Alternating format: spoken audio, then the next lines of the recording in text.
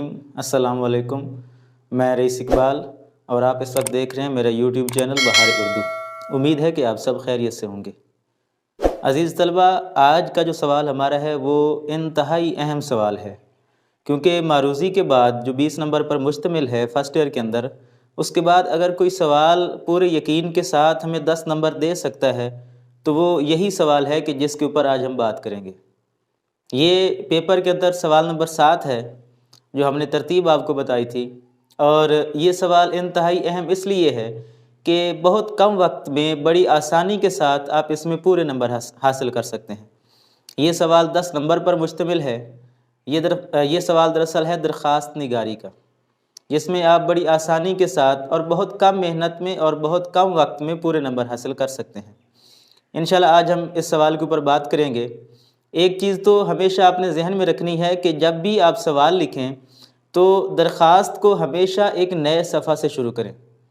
यानी अक्सर होता ये है कि आप पहले कोई सवाल लिख रहे होते हैं और उसमें कुछ लाइनें बची हुई होती हैं या आधा सफ़ा बचा हुआ होता है, तो जो तलबा हैं वो वहीं से सवाल शुरू कर लेते हैं। तो उससे होता यह है कि कुछ सवाल पिछले सफ़े पर और कुछ सवाल अगले सफ़े पर चला जाता है, तो जिससे ये थोड़ा गैर मुनासिब लगता है। गलत नहीं है ये तरीक़ाकार, लेकिन इसका एक तासुर बुरा जाता है। तो कोशिश करें कि जब भी दरख्वास्त का सवाल लिखें तो उसको एक अलग सफ़े पर लिखें, यानी एक नए सफ़े का इंतखाब करें और वहाँ पर इसको लिखें। दूसरी हिदायत जो दरख्वास्त के वाले से है वो ये है कि दरख्वास्त हमेशा मुख्तसर और जामे होनी चाहिए। तलबा ये गलती करते हैं कि दरख्वास्त लिखते हुए वो ये समझते हैं कि ये तो हम ख़ुद से लिख लेंगे। हालांकि वो ढांचा ठीक बनाते हैं, उसकी इब्तदाइया भी अच्छी बनाते हैं, इख्तिताम भी अच्छा करते हैं। यानी वो 5 नंबर जो आपको बुनियादी ढांचे से मिलते हैं वो तो बड़ी आसानी से हासिल कर लेते हैं, लेकिन जो इसका मतन है, जो इसका दरमियानी हिस्सा है, जो बड़ा अहम है, उसको अपनी तरफ से लिखने की कोशिश करते हैं, जिसकी वजह से उसमें जामियत नहीं आती, उसमें तरतीब का ख्याल नहीं रखते, उसमें इतने अच्छे फ़िक्रे नहीं बना सकते। यही वजह है कि उसमें से उनको 5 में से 2 नंबर मिल रहे होते हैं या 3 नंबर मिल रहे होते हैं, जिससे नुकसान ये होता है कि वो सवाल के जो हमें पूरे नंबर देता है और वो सिर्फ हम 15 मिनट में लिख सकते हैं और एक सफ़े पर मुश्तमिल है, उसके अंदर से भी हम 8 या 7 नंबर हासिल कर रहे होते हैं। तो आपने ये गलती नहीं करनी। ये 2 हिदायत आपने अपने दिमाग में रखनी है, इनको जहन में रखना है कि एक तो आपने एक अलग सफ़े से ये सवाल शुरू करना है और एक ही सफ़े पर मुकम्मल कर लेना है। हाँ, अलबत्ता कुछ दरख्वास्तें ऐसी होती हैं, यानी अगर प्रिंसिपल के नाम दरख्वास्तें हैं तो वो तो एक सफ़े पर मुकम्मल हो जाती हैं, लेकिन कुछ ऐसी दरख्वास्तें हैं जो हम महकमाना दरख्वास्तें कहते हैं। यानी पोस्टल ऑफिसर के नाम अगर दरख्वास्त है या डिप्टी कमिश्नर के नाम है या हसूल सनद के लिए आप चेयरमैन बोर्ड के नाम दरख्वास्त लिख रहे हैं, तो उसकी तफसील थोड़ी सी ज़्यादा इसलिए हो सकती है, यानी आप ये कह सकते हैं कि ज़्यादा से ज़्यादा 1.5 सफ़े तक जा सकती है कि उसके अंदर फिर आपने अपनी तफसील बयान करनी होती है, अपने डॉक्यूमेंट्स और अपने कागजात के बारे में बयान करना होता है। और वैसे भी पेपर में दरख्वास्तें 2 तरह से ही आती हैं, यानी एक तो प्रिंसिपल के नाम दरख्वास्तें, उनमें से कोई भी दरख्वास्त आ सकती है पेपर के अंदर, जैसे दरख्वास्त बराए हसूल सर्टिफिकेट है या जुर्माना माफ़ी है या फ़ीस माफ़ी है या दोबारा दाखिला है या मजमून की तब्दीली है या कॉलेज के कोई भी मसाइल हो सकते हैं जो आप प्रिंसिपल के नाम लिखना चाहते हैं।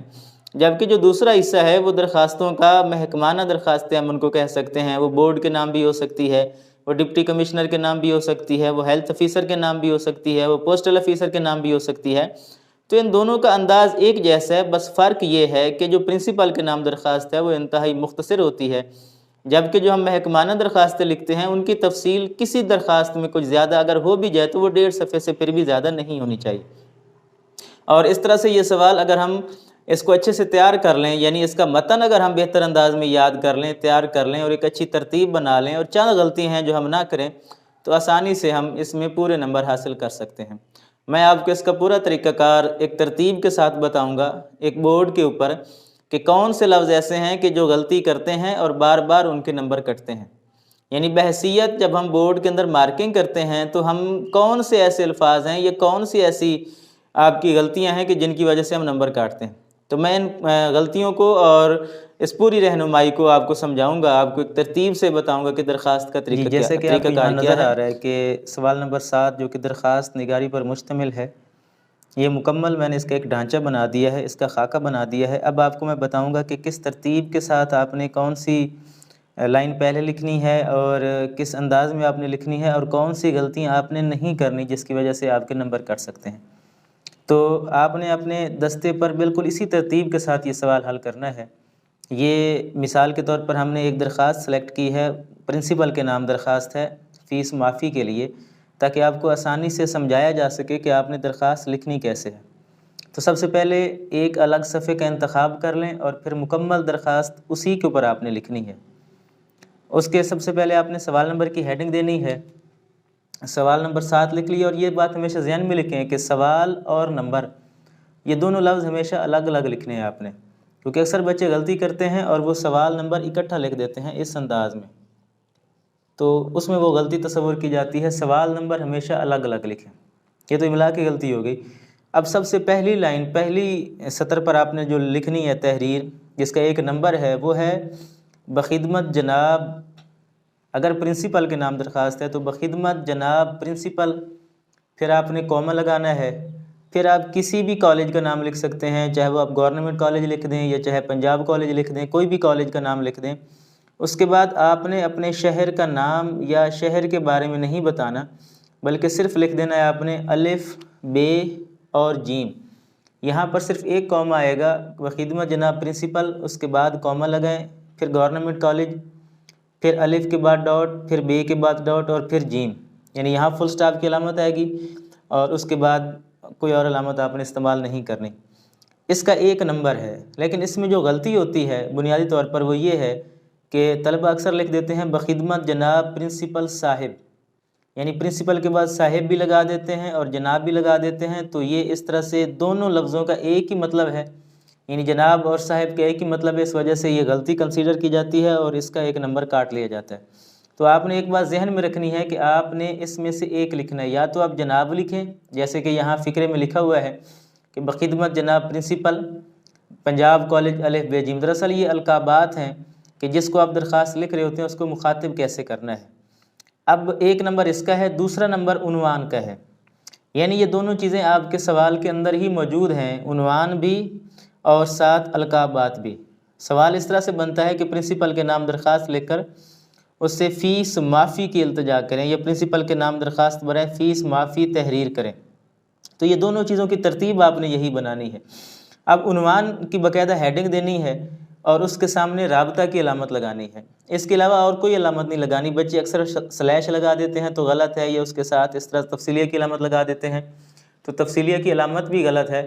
آپ نے صرف رابطہ کی علامت ہی لگانی ہے، اس کے ساتھ تفصیلیہ کی علامت یا اس کے ساتھ سلیش کی علامت نہیں لگانی۔ اس کے بعد آپ نے اس کا عنوان لکھنا ہے اس ترتیب کے ساتھ کہ سب سے پہلے لکھیں درخواست برائے، اس کے بعد فیس معافی۔ آپ اس فقرے کو اس انداز میں نہیں لکھ سکتے کہ فیس معافی کے لیے درخواست، یہ ایک اصطلاح ہے، ایک ترتیب ہے، ایک انداز ہے درخواست لکھنے کا کہ جب بھی کوئی درخواست لکھیں تو اس میں برائے کا لفظ ضرور استعمال کرنا ہے آپ نے۔ تو آپ لکھیں درخواست برائے فیس معافی، درخواست برائے حصول سرٹیفکیٹ، درخواست برائے جرمانہ معافی۔ تو یہ فقرہ اسی انداز میں لکھنا ہے۔ اگر آپ نے لکھ دیا فیس معافی کے لیے درخواست، جرمانہ معافی کے لیے درخواست یا حصول سند کے لیے درخواست، تو پھر یہ غلطی تصور کی جائے گی کہ وہ درخواست کا انداز نہیں رہے گا۔ اس کا بھی ایک نمبر ہے، اگر اسی ترتیب کے ساتھ عنوان لکھتے ہیں، یعنی عنوان اس کے بعد رابطہ کی علامت، کوئی اور علامت نہیں لگانی، پھر درخواست برائے، یہ دو لفظ ہر درخواست کے اندر آئیں گے، اس کے بعد آپ نے اس کا عنوان لکھنا ہے، چاہے وہ فیس معافی ہے یا جرمانہ معافی ہے، یعنی لفظ درخواست سے شروع کریں گے، درخواست برائے اس میں لازمی ہونا چاہیے۔ اب تیسرا نمبر جو ہے وہ ہے دراصل جناب عالی، جس کو ہم پکار رہے ہیں، اس کا مرتبہ، اس کا مقام ہم نے ایک عزت و تکریم کے ساتھ اس کو پکارنا ہے، تو جناب عالی لکھیں گے۔ یہاں بھی غلطی کرتے ہیں بچے کہ وہ جناب اعلیٰ لکھ دیتے ہیں، یعنی اعلیٰ جو ہے یہ لفظ غلط ہے، یہ اعلیٰ ویسے اس طرح املا بھی غلط ہے، لکھی بھی نہیں جاتی، تو اعلیٰ نہیں لکھنا، آپ نے عالی ہی لکھنا ہے، تو یہ غلطی آپ نے اس میں نہیں کرنی۔ تو جناب عالی کا بھی ایک نمبر ہے، اور اکثر تو جناب عالیہ بھی لکھ دیتے ہیں، وہ بھی غلطی ہے۔ پھر یہ 3 نمبر آپ کے اسی ترتیب سے ہونے چاہیے۔ اس میں ایک چیز آپ نے ذہن میں رکھنی ہے کہ یہ ترتیب بھی آپ کی غلط نہیں ہونی چاہیے، یعنی پہلے نمبر پر بخدمت جناب، پھر عنوان، پھر جناب علی، اگر اس کی ترتیب آپ الٹ کر دیتے ہیں تو پھر بھی آپ کو اس کا نمبر نہیں ملے گا۔ تو 3 نمبر آپ کے یہ ترتیب سے بنیں گے۔ پھر آپ نے 5 نمبر کی تحریر لکھنی ہے، ایک اچھی مختصر اور جامع درخواست لکھیں، اس میں جو ہے مختصر ایسے فقرے لکھیں کہ جن کے درمیان ربط ہو، اور آپ کا جو انداز ہے وہ التجائیہ ہونا چاہیے، ریکویسٹ بھرا ہونا چاہیے. یہ نہیں ہے کہ اس میں غرور یا تکبر ہو یا حکمیہ لہجہ اس میں نہیں ہونا چاہیے، بلکہ التجائی انداز میں آپ اپنی درخواست کا متن پوری، یعنی کہ آپ مختصر اور جامع انداز میں اس کو مکمل کریں.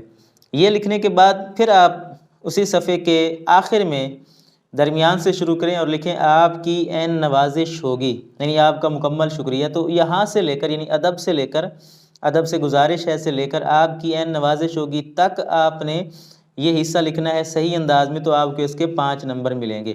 اس میں املا کی غلطی نہیں ہونی چاہیے. اس کے بعد پھر آپ لکھیں گے العارض، یعنی عرض کرنے والا. اب العارض کی جگہ آپ درخواست گزار بھی لکھ سکتے ہیں، یعنی ان دونوں کا ایک ہی مطلب ہے، یا تو آپ العارض لکھیں یا پھر آپ درخواست گزار لکھیں، لیکن یہ دونوں نہیں لکھنے. ان میں سے کوئی بھی آپ نے ایک لکھنا ہے، تو یا درخواست گزار لکھ دیں یا پھر العارض لکھ دیں. العارض زیادہ بہتر ہے، تو آپ العارض ہی رہنے دیں، درخواست گزار اس میں شامل نہ کریں. اس کے بعد آپ اسی صفحے کے آخر میں دائیں طرف لکھیں کہ آپ کا تابع فرما، چھوٹی یہ بڑی یہ 2 لائنوں کے اندر آپ لکھیں آپ کا تابع فرما. اب اس کی جگہ آپ تابع دار یا فرما بردار نہیں لکھیں گے، بلکہ آسان اگر لکھنا ہے تو آپ کا شاگرد صرف لکھ دیں، وہ بھی کافی ہے. آخر میں آپ چونکہ اپنے ادارے کا نام نہیں بتاتے، آپ کا نام نہیں بتاتے، تو اس لیے چھوٹی ہے سلیش بڑی ہے، یا چھوٹی ہے فل اسٹاپ کی علامت اور بڑی لگا دیں. تو العارض، اور اس حصے کا آپ کو 1 نمبر ملے گا. اسی طرح سے 1 نمبر آپ کو تاریخ، جو بالکل آپ کا فرما بردار یا آپ کا تابع فرما یا آپ کا شاگرد کے سامنے آپ لکھیں گے. تاریخ العارض کے سامنے بھی لکھی جا سکتی ہے، آپ کا تابع فرما کے سامنے بھی لکھی جا سکتی ہے. تو 1 نمبر آپ کو تاریخ لکھنے کا ملے گا. لیکن یہ ذہن میں رکھیں کہ تاریخ کا انداز یہی ہونا چاہیے، فارمیٹ یہی ہونا چاہیے، کیونکہ اکثر بچے تاریخ کو بھی غلط انداز میں لکھ دیتے ہیں. مثلاً وہ اس انداز میں لکھ دیتے ہیں 9/5/2023، تو یہ انداز بھی غلط ہے، یا 9/4/23 یہ انداز بھی غلط ہے. تو انداز آپ کا تاریخ لکھنے کا یہی ہونا چاہیے. اسی ترتیب سے لکھیں گے، تاریخ لکھیں، پھر رابطہ کی علامت لگائیں، پھر اس کے آگے دن، مہینہ اور سال کی ترتیب سے لکھیں. تو اس طرح سے آپ کو اس کا بھی 1 نمبر ملے گا. تو اس ترتیب کو آپ نے ملحوظ خاطر رکھنا ہے. بے شک آپ اس کو نوٹ کر لیں تو آپ آسانی سے 10 نمبر حاصل کر سکتے ہیں. اگر آپ کی محکمانہ درخواست ہے تو وہاں پر صرف ایک چھوٹی سی تبدیلی آپ نے کرنی ہے کہ جہاں بخدمت جناب پرنسپل ہے تو وہاں لکھیں گے بخدمت جناب پوسٹل آفیسر، یا بخدمت جناب ہیلتھ آفیسر، یا بخدمت جناب ڈپٹی کمشنر، یا بخدمت جناب چیئرمین بورڈ، اور اس کے بعد الف ب ج ہی لکھیں گے. پھر وہ درخواست کا عنوان لکھیں گے، درخواست برائے جو ہے وہ درخواست برائے صفائی محلہ ہے، درخواست برائے گمشدگی ڈاک ہے، تو وہ آپ اسی ترتیب سے لکھیں گے. یہاں العارض کے بعد تھوڑی سی تبدیلی کریں گے. بچے غلطی کرتے ہیں کہ العارض کے بعد جو محکمانہ درخواستیں ہوتی ہیں تو اس کے اندر بھی آپ کا تابع فرما یا آپ کا شاگرد لکھ دیتے ہیں. تو وہاں آپ نے آپ کا شکر گزار لکھنا ہے، یا آپ کا نیاز مند لکھ سکتے ہیں، آپ کا احسان مند لکھ سکتے ہیں. باقی ساری ترتیب درخواست کی بالکل ایسے ہی رہے گی. تو اسی انداز میں درخواست کو لکھیں، اور جو غلطیاں میں نے آپ کو بتا دی ہیں وہ نہ کریں، تو آپ آسانی سے انشاءاللہ پورے نمبر حاصل کر سکتے ہیں. تو اگلے لیکچر تک کے لیے اجازت دیجیے. اللہ حافظ.